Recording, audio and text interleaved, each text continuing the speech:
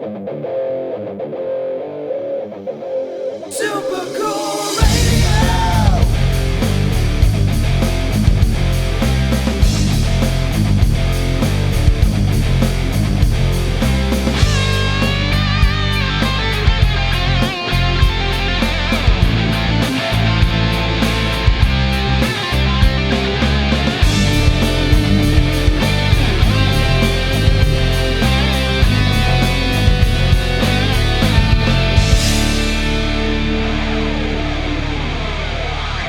Hello, everyone. I am Matthew Thomas. This is Super Cool Radio. I got a great guest with me at this time from Pittsburg, Pennsylvania. He is singer, songwriter, and producer. Please welcome Lamonde of Borstal Boys. What's up, Matthew? Thanks for having me, man. Very nice to have you on this episode. I'm even rocking a new Super Cool Radio shirt for this episode. I like it a lot. So where are you from anyhow? I was watching some of the broadcasts, and you from somewhere where it snows a lot, correct? Yes, I am. Flip it around on me for I haven't got I haven't even said anything yet outside my intro. But yes, I'm from South Bend, Indiana. Okay. It's mostly snowy and cold for about 6 months. Okay. My first girlfriend ever, she moved here to Pittsburgh, was from South Bend, Indiana. Really? Yes, that's correct. Well, we're making connections here on Super Cool Radio without even knowing it. That's awesome. I went to Pittsburgh, about 2019. I went to a Pirates game. Okay. We obviously lost, right? I wasn't sure where you were on that, but yeah, they were not very good. Yeah, no, we haven't been for years and years. But I did get some pierogi at the park, though. There you go. And me being Polish, I always look for a chance to get pierogi. Did you get into the race at all? Were you in the pierogi race? No. Up or anything? I ate too many pierogies. I couldn't participate. That's funny. So yeah, that's an awesome connection. I think the thing people always ask me about South Bend, I just say, well, if you're familiar with Notre Dame, that's pretty much where I live. Okay. I'm a Pitt fan, so I'll let that one go. We'll pass on that one. All right. I don't want any hostility here. All right, so I think we're off to a really great start here on for this episode. Obviously, I'm chatting with Lamonde of Borstal Boys. So before we really jump into everything, outside of your band's music, what have you been listening to this week? This week, usually I just put on my iTunes and I put like songs on and I just hit shuffle. So it's not one thing in particular. I'm into like regular rock and roll with blues, influenced rock and roll, some heavier stuff, but not too heavy personally. I dig a lot of music. I dig up pretty much all kinds of music, you know. Right, I can definitely do that. I'm in the same boat with my stuff. I'm always curious what people are listening to. That's why I asked. This week definitely has been Motorhead for me this week. Okay. Just sometimes you got to put that on and get work done. Motorhead is the option. That's right, yeah. I do that with the Faces a lot because the Faces are my favorite band. So if I really want to get something done around the house or something like that, I put the Faces on. Yeah, just something to really get the energy up and really get you moving and motivated. That's usually what I go to, especially working out or like, getting work episodes worked and done. So I could totally agree with that. That's cool. So obviously for you, Rocky, how did you get started as a musician? Because I know I've read up on you. I know you started at a relatively young age, actually playing in clubs too. Yeah, I guess I was about 15 or so, right before high school. A lot of my friends, the older friends, were all in bands, and so I started to play music, and I went to a performing arts high school here in Pittsburgh. So I went there, and then I started playing in bands. I was playing in clubs. There's a big club in Pittsburgh, The Decade. I started playing there when I was 16. So I was playing in clubs by the time I was 16. I was just always into music, and I guess the guys I grew up with were they were into music, they played music, so I guess I was just drawn to that, you know. Yeah, I totally feel you on that. So how was it, obviously playing clubs, at such a relatively young age. Obviously, I don't didn't think you obviously can't drink at that age, but maybe you did. I don't know, but you don't have to admit anything. I'm 50 now. I think that I'm not going to get in trouble now. But how was that like experience of playing clubs? Just being a teenager.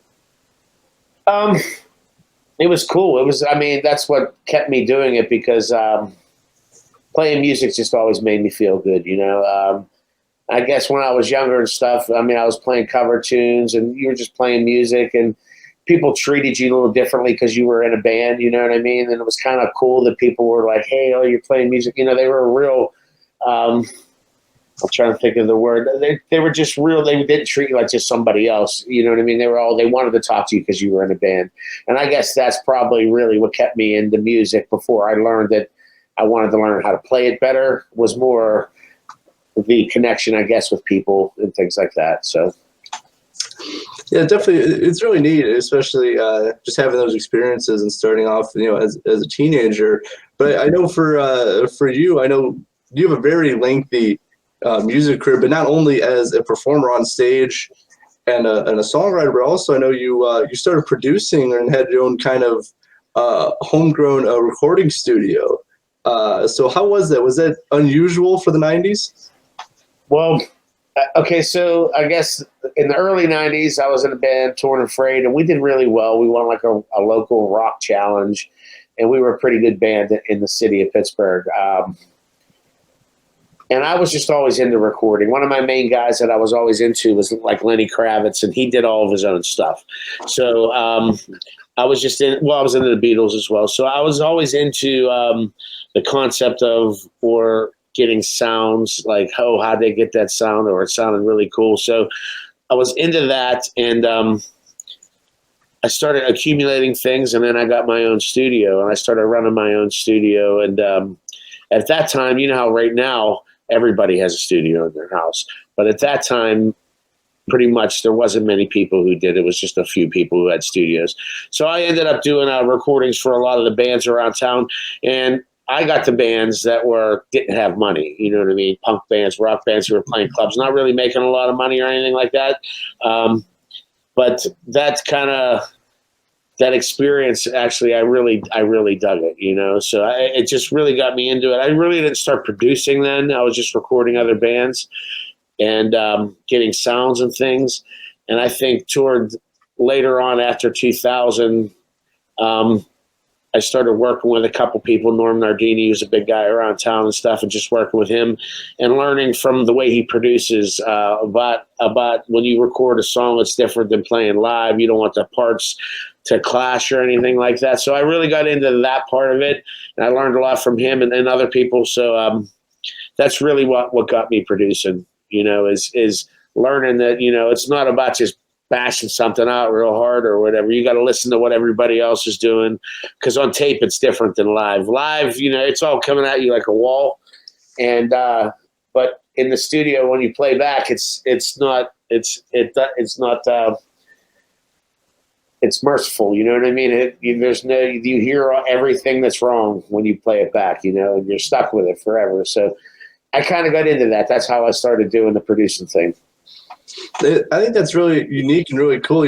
Without context, if I just said you had your own recording studio in your house, that does not seem like, obviously nowadays that is not a very obscure thing to say. But obviously going back, through the decades, it was a very unusual thing or a different thing that not many people had access to, or at least had in their own house.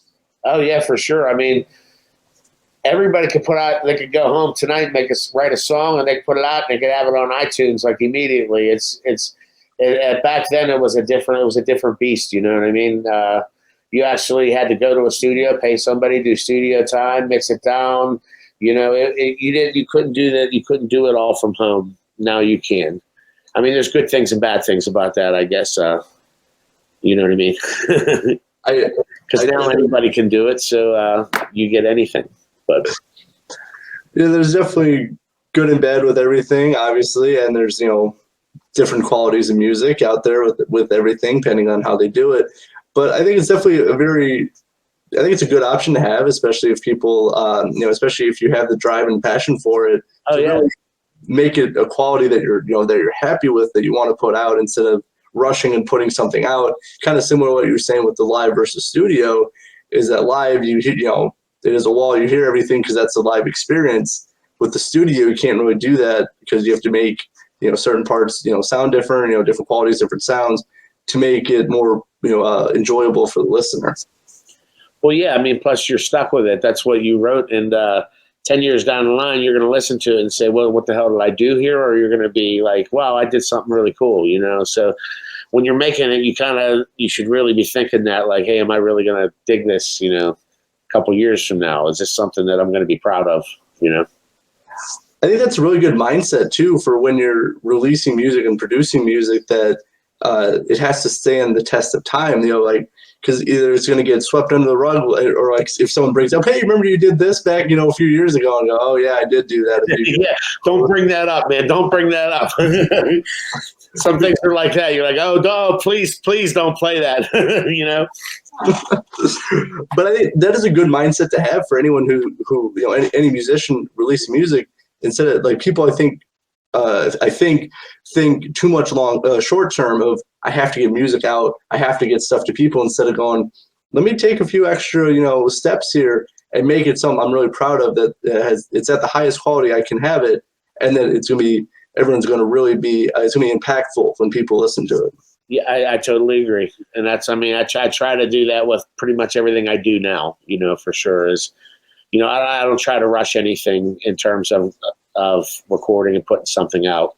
It's a process, and some people do it faster, some people do it slower. There's people who are worse than me who, even when it's perfect, they're like, it's not good enough, it needs this or that. You know what I mean? So, it could go the range of, some people are never satisfied, so, but as long as you're proud of it, it's a good thing to do.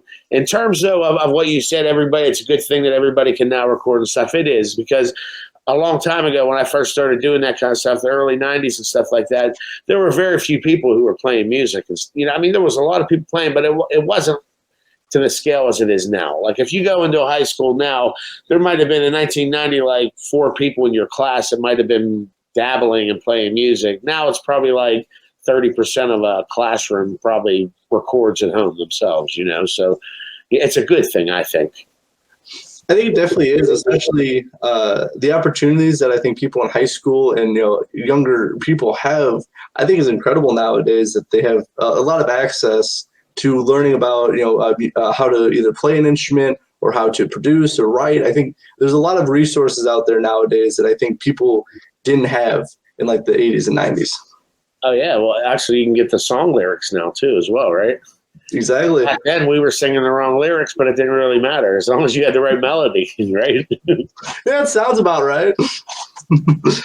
But something I want to touch on that you said, just a few minutes ago.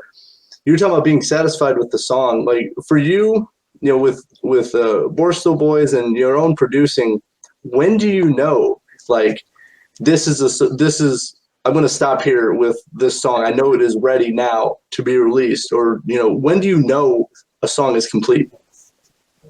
Well, I guess there's 2 different things.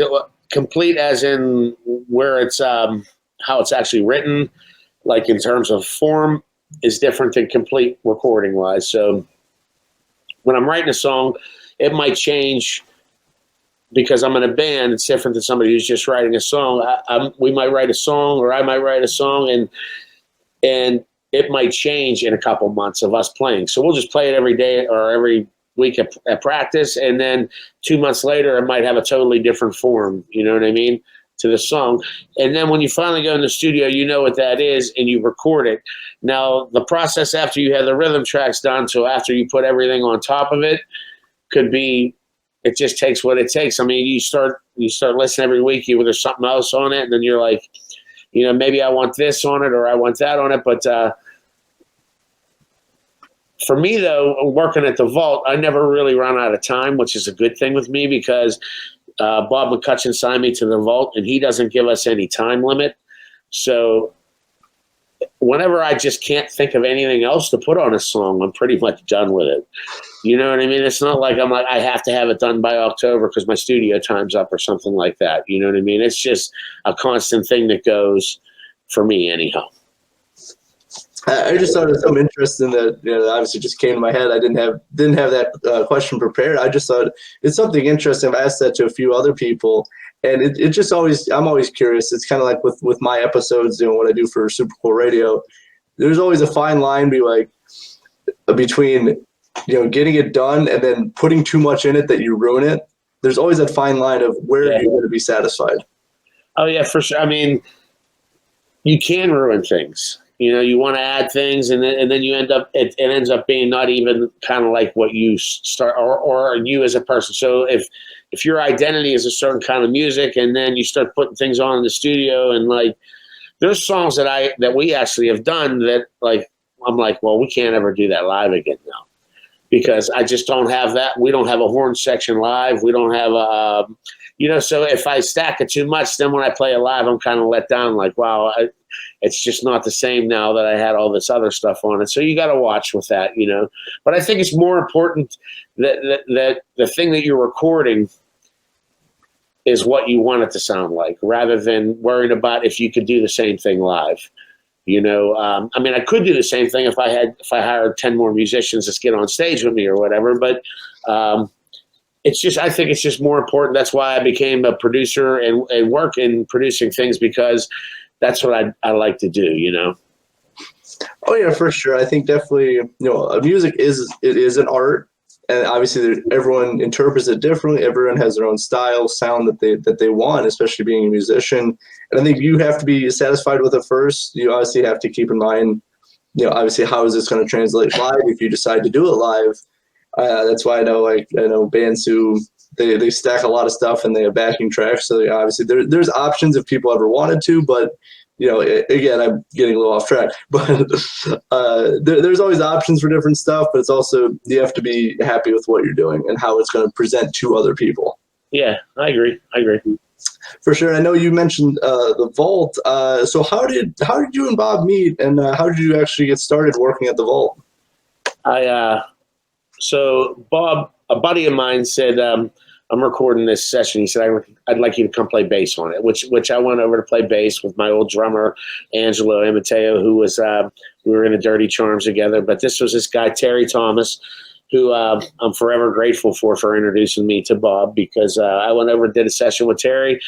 And while I was there, I just started saying, hey, I think we should go to a chorus here. I think we should do this to the tune or that to the tune. And Bob kind of really dug the way I started producing the session. And I wasn't even really the producer, you know what I mean? He just seen how I took it and said, hey, and changed things a little bit or whatever. So he dug that. And then I started saying I wanted to start recording my own music. The Dirty Charms was a band I was in. We were done, and I wanted to do a solo album. So I went over to his place and to start work on my own songs.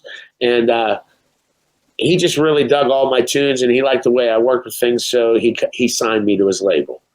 And ever since then, it's been 5 years now. And it's, I go over there every Tuesday night, and we hang out, talk, and record music. And like I said, there's no pressure, so it's not like I have to have anything done. So I record an album, and however long it takes us to finish it. By the time I finish an album, I usually started rhythm tracks on the second album. He always laughs at me. He's like, we got to finish this album before we do the next one. You know what I mean? Like Crumbs just came out as our new album, and I'm just finishing up our next album, which was it's been recorded for a year and a half now. I mean, the rhythm tracks were, but everything's done on it now. So, we were going to start mixing that. And I'm already saying, hey, when are we going to get in to do rhythm tracks for the next one? He's like, settle down. Settle down. Why don't you wait a little? Let's get this one out first. But, Hey, I like the drive. I like the dedication. Just really just, what you want, with getting the music and going from one to the next. Hey, I respect that a lot. I know a few other musicians who they'll complete an album, and when I talk to them, they're like, "Yep, I know we just released this new album, but I already have another one in the works." So I respect that a lot. I mean, things just, especially it really got crazy there during COVID, I guess, because COVID, everything was shut down, and it just gave us a lot of time to do things in the studio. So I guess I'm really getting caught up from the years of COVID of writing a lot of tunes while you're home or whatever, So I wasn't the kind of person who got into a shell and didn't do anything during COVID. I think I did more musically than I did ever during that time. It's very interesting. It makes a lot of sense too, because as a musician, live shows, obviously is an aspect of being a musician. But when you don't have really anything going on, no events or anything, what else do you do? And that's write and record. Yeah. And the band got together the whole time during COVID. I mean, every week we still got together and played and we did COVID videos where we would sit and play acoustic in the room and just put out like a little video or something. So we made our own opportunities, I guess you could say, for it. I think you have to, and especially I think a lot of people were looking for different and interesting ways to connect with their audience, to digitally see people. That's why obviously the acoustic shows in people's living rooms was a really big thing in 2020, and people still do it now. It's just because it's just a way to connect with your audience without getting together. Yeah, for sure. I personally like to get together. I like doing shows. I mean, I love studio work and stuff, but I'm also one of those guys. I love going out and doing a show. I don't care if there's 25 people or 100 people. I like to play, and I think the band gets tighter when it does shows and plays a lot together. So I enjoy it, So definitely, I think there's one thing that cannot be duplicated, and it definitely does not translate digitally, is the energy of a crowd at a show. It can't really be duplicated in any format. Yeah. I mean, when you feed off of that. Exactly. Definitely. So, and I really want to talk about the Borstal Boys. I've heard you guys have a really stacked lineup of some very talented musicians. How did the lineup come about? Well, it depends on what lineup you have there. I'm going to talk about the current lineup, because that's the one I saw. Okay. Well, when we first started, it was me. Vinny was in all my other bands. So Vinny Q. So me and him do most of the writing.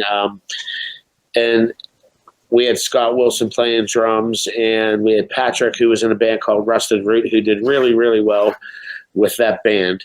And he came on board and played with us for a while. He's not in the band anymore. Scott's not in the band anymore. Matt Ferrante's in the band. And we have Dave Buzard, who's the new guitar player with Vinny. But Joe Pileski plays keys. He came from the Iron City House Rockers, or Joe Grishecki's band. So he played with Bruce Springsteen. He's done a lot of cool stuff with Joe, and he's a really talented keyboard player. So it was nice to bring him into the mix, and that's the first time I've had a piano player in my band. I've always had a rock band, but I've never had a piano player in the band. So it was nice to finally have that and be able to write tunes that kind of cater to a piano a sound or an organ. You know what I mean? Because it was just different, and it was nice to have. I've always dug it and everything, but I just never had a guy that could do it.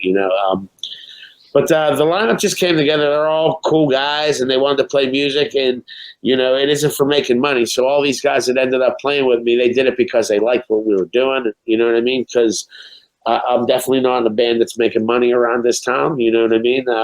Like some other bands, but we do well, and the people who play are good musicians. And it seems like most of the musicians around town dig what we're doing. So we're doing something right, Oh, exactly. If you get that crowd response and everything, that people obviously are really digging it. And it's kind of funny. This is like the third interview I've done, and you pretty much said the same thing. As I'm not doing it for the money. I just want to have a really good time, and I think that's very important.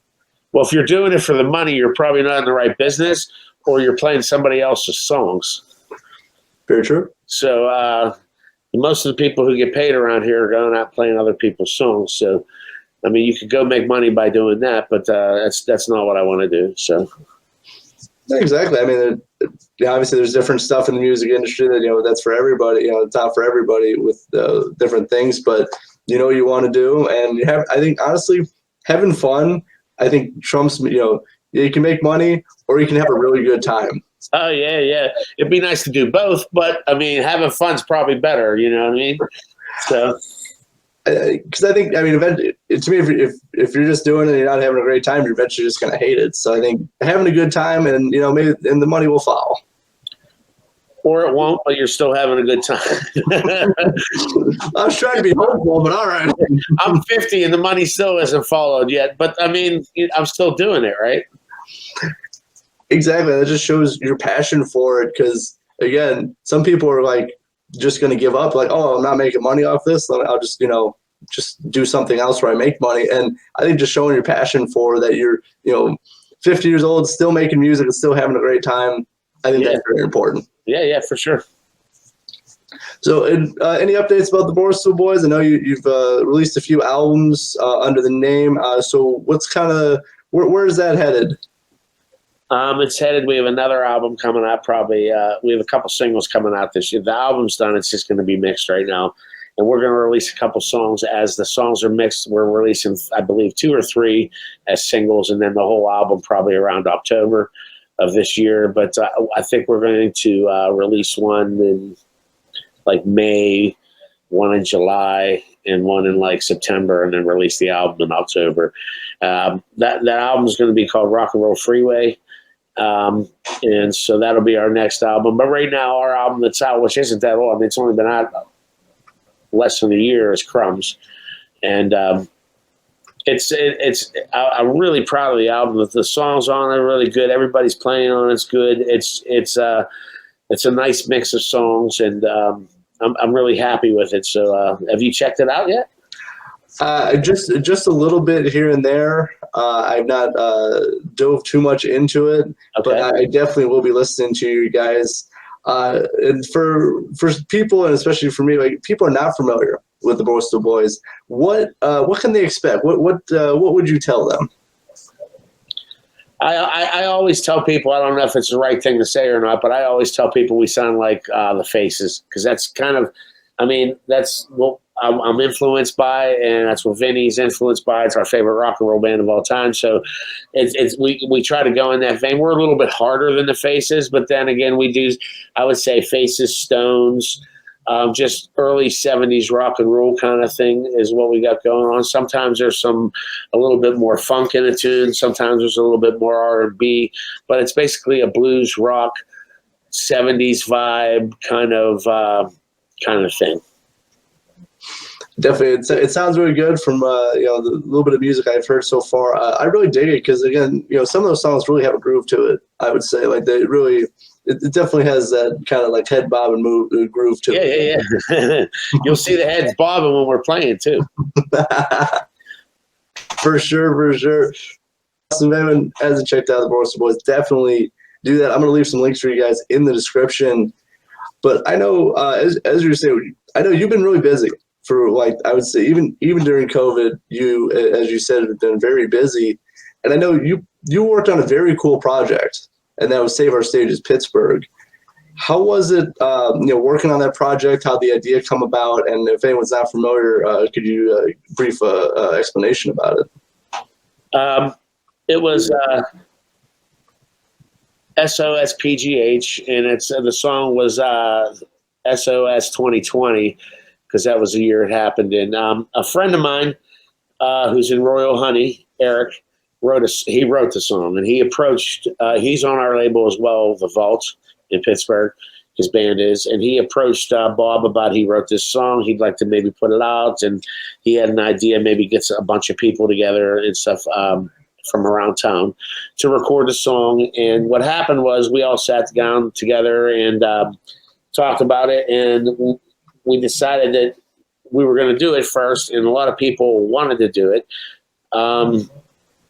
So we got a ton of people from Pittsburgh, probably over 25 bands maybe, or people from 25 bands. It was probably 60, 70 people involved who just came in to either sing or play on it or whatever. And So we recorded the tune, and we knew that we're in Pittsburgh and we weren't going to raise the kind of money that was going to affect anything really. It was more for it raised some money, but it was more for to raise awareness. So we got it in the news. It was so people would know that, hey, all these places are either closing or they need help. We needed help from the federal level for them to give money to these places that were going to close. So the whole point of it was so we would have a place to play when this pandemic was over, which seems to never be over. But, we need places to play. People need to go out and see music. We need that in our lives. And that's why, it was a really cool cause, and it was fun because, we got all those people came in from different bands to hang out and play and sing and stuff. And it was during a time where there wasn't people really getting together. So everybody was like extremely happy to see other musicians and just come hang for the day. And, the one band's coming in, one band's going out, but then out in the room where the coffee is and stuff, everybody's just sitting around talking because it was something that, they were missing, you know what I mean? So it kind of gave off that vibe in the whole project as well, But, it went well. And then after we did the song, I did a whole concert series out at In Stuff Music, which is a music store here in Pittsburgh. They graciously gave us their place to use, and it's a place that you can put a broadcast on, with a band playing with a broadcast. And then we had 2 seasons. Each season was 4 episodes, and there was 3 bands each night on those. And you could buy the stream and watch it. So all the money went to NEVA, which is where all the money for SOS Save Our Stages goes through, was NEVA. And NEVA's the ones that were like a petitioning or the politicians to get the legislation passed for the money to save our stages. But the whole project and all, so you're asking about the project, was fantastic. Like I said, it was wonderful to work with all those people. Everybody was happy to do it, and it was a feel-good project, so it was nice, And I think obviously it went for a really good cause of being able to play shows when shows were allowed and when things could happen. I know, unfortunately, in South Bend, I know two venues unfortunately could not make it, which is 2 less venues bands have the opportunity to play. And being able to play out is super important, especially for a local band, up and coming band. You have to play somewhere. Yes, you do, and the less clubs there are, then you can't go out and play. And not even that. People always think that maybe people in bands are being like just thinking about themselves, but it makes people feel better to go out and see live music. So even if you're not in a band or anything, you need that in your life. Without music or art in your life, what really are we all doing here, honestly? So I think it's something that people needed to know, that you can't just let this go by the wayside here and then let a Starbucks go into every single or an Uber place or whatever into every single venue or whatever. You know what I'm saying? So we needed to save those things, and I'm glad. I think it took too long. I think we lost a lot of great places and things like that. And but at least something eventually happened. For sure, there's at least some good at along with everything, but also not only for the experience of seeing hanging out, seeing some live music. It's also it's people's jobs. This is people in the service industry, bartenders. If those places close down, that's less places for them to be able to work with. That's no income for them. It affects them as well. It affects everybody. It's what you're talking about locally. You just have bartenders and waitresses, but if you're talking about national, actually, you got drivers, you got people who work in hotels, you got the food industry who has to supply them. It's everybody. People really just think that the music is something that's like, oh, that's like a fun thing. It's not really that important, but it really is a driving factor in the economy, and it's a driving factor for people to enjoy their lives. People want to go out. If people aren't going out and go to a play or see a concert or something like that, they're not happy, So, like I said before, what's the sense of it without it?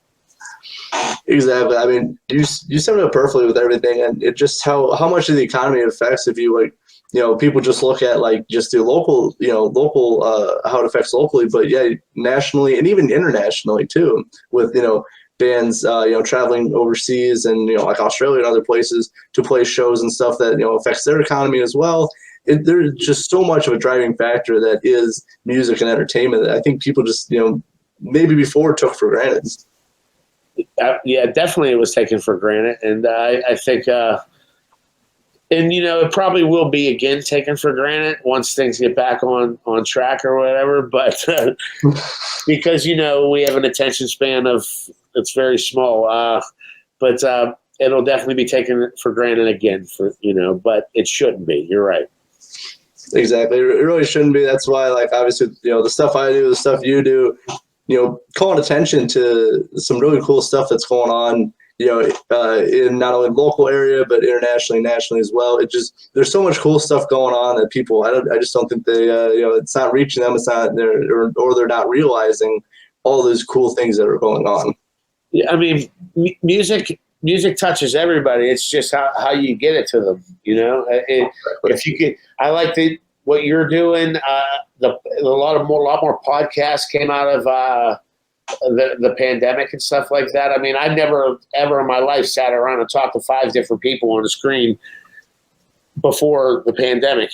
So there's that. I mean, but you can reach people online through Zoom or podcasts and things like that, and it's kind of cool because you get little inside stories as well.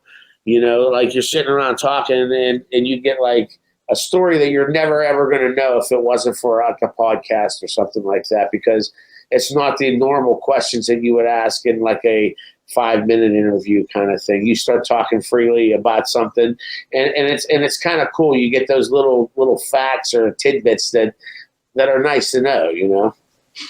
Exactly. There's been a lot of great information that has come about through podcasts, because obviously, I give, my guests, plenty of time to have a really great conversation instead of like just like, FM radio where you get like 2 questions, you answer those 2 questions, and, they move on with the rest of the show. Podcasts are always very unique just because you can just sit down and have a conversation. That's what a podcast is. I know people sometimes overthink it, but that's really what it is. That's all it is. It's you sit down and you have a conversation as if you just met somebody and you're just talking. You know what I mean? And it's not like it shouldn't be overly produced. You know what I mean?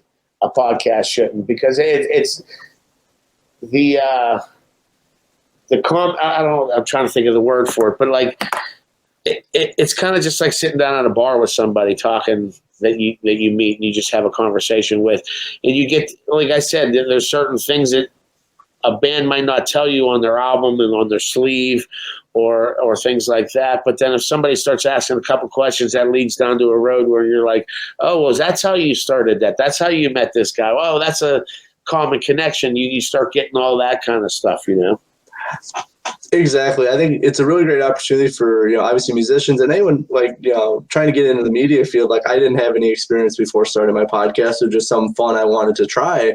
And it's so cool, just the unique stories you can get for stuff. I know there's the murder mystery podcast, and they've actually solved homicides from I don't know how many years ago. And it's just so cool, all the connections and just all the new information you can get out of just either listening to podcasts or being a part of a podcast. Yeah, I mean, for sure. There's a lot of stuff out there. It's just so much now. It's crazy, the volume of podcasts that there are actually. And I'm kind of in the same boat as you, because I'm starting my own video station in Pittsburgh, which is I'm going to be playing all local music, but I'll also play regional music, as long as they're not like gigantic national acts or anything like that. But it's going to primarily be local bands, their videos, and it's going to run 24/7 like MTV used to do, where they play videos, and I'm going to have shows on it. There's going to be 4 or 5 shows as soon as I start off, and they're going to be like late night shows where a band plays live and they get interviewed and things like that. So it's a cool little station I'm trying to start. And it all became because of all of this, because of that SOS project, because when we did the thing at In Stuff Music, I really dug just I was controlling the cameras and stuff, and I was like, wow, this is kind of cool. And it was kind of, to me, it was kind of an art thing, almost like playing a song, because now I'm going from drummer to the guitar player or pushing buttons, and it was kind of that way. So I ended up spending thousands of dollars in building this place, and I'm going to start a video station coming up this year. That's honestly where I was heading with this conversation, so you beat me to it, which is awesome. When's kind of like, is there like a projected launch for this, and does this project have a name? Yeah, it's called Music from the 412. I'd be ecstatic if it was off the ground and running by September, and I'd be happy if it was running by the beginning of next year. So you can go online right now and check it out, musicfromthe412.com. And it'll basically show you the shows that they're being in the process of being recorded now and produced and things like that. And there's also a place on there for bands. So anybody listening to this, if you're in a band and you have a video and you want to play it on our station, you could submit it. There's a forms section up there. So just, you say that you own the rights to the music and you own the rights to the video, and you give us permission to play it, and I'll play music. It doesn't matter what genre of music it is. I'll play pretty much anything. Probably everything except for like satanic thrash metal. You know what I mean? But other than that, I'll pretty much play anything. As long as it's music, it's done well, and it's done professionally, it's going to be played. Definitely. I'm going to leave a link to that in the description. If anyone wants to check that out, anyone looking to submit music, definitely fill it out. I think it's a really awesome idea of, not only like highlighting like the up and coming bands, but also having MTV and, like a version of MTV and having it be like that instead of running like reality shows like it does now.